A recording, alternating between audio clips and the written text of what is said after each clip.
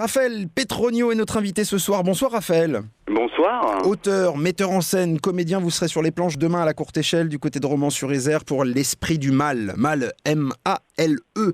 C'est un spectacle seul en scène. C'est quoi l'esprit du mal, justement, Raphaël ? C'est entre un one-man show et un spectacle seul en scène. Et l'esprit du mal, c'est la vision d'un homme sur sa vie, de son enfance à l'arrivée des enfants, avec tous les tumultes de la vraie vie. Alors c'est un spectacle comique, bien sûr, et c'est un enchaînement de situations de vie où les mots choisis jonglent pour surprendre et puis faire rire et réfléchir. C'est totalement inspiré de vous-même ou il y a quand même une part de fiction ? Il y a une part de fiction, toujours.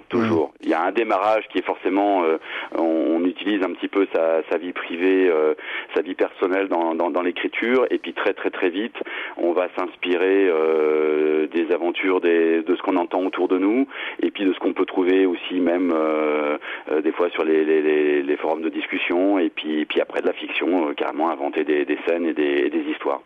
Vous avez placé des cornes sur le A de Mal, sur la typo. Oui. Il est diabolique ce spectacle, Raphaël ? Il se veut un petit peu diabolique. Ça chatouille un petit peu à certains endroits et à certains moments, tout en restant bien sûr sur le comique. Mais il y a un petit côté diablotin dans l'histoire, oui. Donc c'est un spectacle pour rire, évidemment, mais aussi pour faire réfléchir, visiblement. C'est indispensable pour vous de joindre l'utile à l'agréable ? Oui, complètement.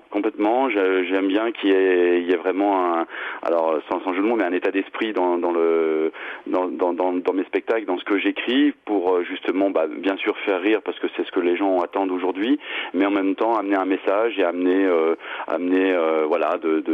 montrer des situations et faire réfléchir par rapport à tout ça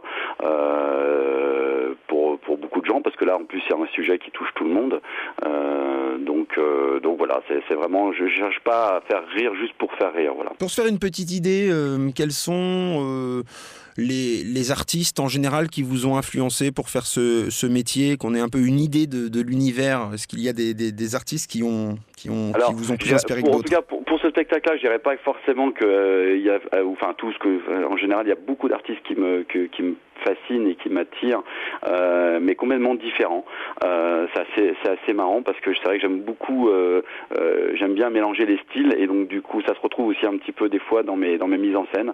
J'aime mélanger les choses qui sont pas forcément très théâtrales dans le théâtre, mais du coup dans mes inspirations, j'ai beaucoup aimé quelqu'un comme Pierre Desproges, j'ai beaucoup aimé quelqu'un comme Raymond DeVos, qui m'a peut-être indirectement un peu inspiré ce spectacle quand même dans le style, et contrairement à ces gens-là, j'aime beaucoup Franck Dubosc, j'aime beaucoup Florence Foresti, des artistes qui sont complètement différents les uns des autres.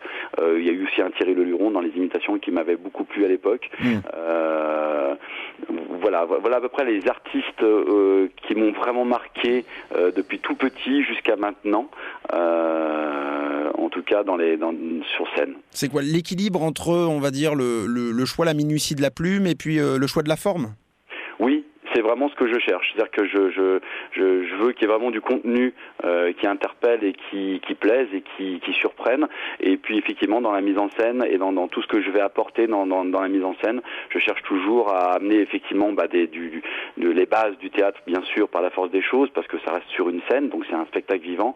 Mais j'aime bien aussi apporter des choses différentes. Pour vous donner un exemple, dans mon premier spectacle, c'était sur le monde de l'entreprise, et j'ai fait une demande d'augmentation d'une employée à son supérieur, et ça devenait un rap à la fin pour amener ces côtés violence du conflit entre le supérieur qui veut pas augmenter et l'employé qui veut absolument être augmenté. L'idée, c'est aussi de forcer le trait pour peut-être pas apporter une caricature, mais en tout cas pour enjoliver, pour renforcer un peu. Oui. Complètement. D'autant plus que souvent, dans une scène, le temps est assez réduit. Donc, pour faire passer un message, il est évident qu'il faut absolument grossir le trait et à la limite de la caricature. L'Esprit du Mal, écrit et interprété par Raphaël Petronio, donc demain à la Courte Échelle à Romans-sur-Isère. Et puis plein d'autres dates viendront par la suite. Vous en avez quelques-unes déjà à nous faire partager. Donc là, ça sera la 3e date demain, avant de commencer à Lyon, où effectivement, je vais jouer les 5, 6 7 novembre et ainsi que les 26, 27, 28 novembre à l'Acte 2, quai Erloin à Lyon. Merci d'avoir été avec nous, Raphaël. Merci à vous en tout cas. À bientôt. À bientôt.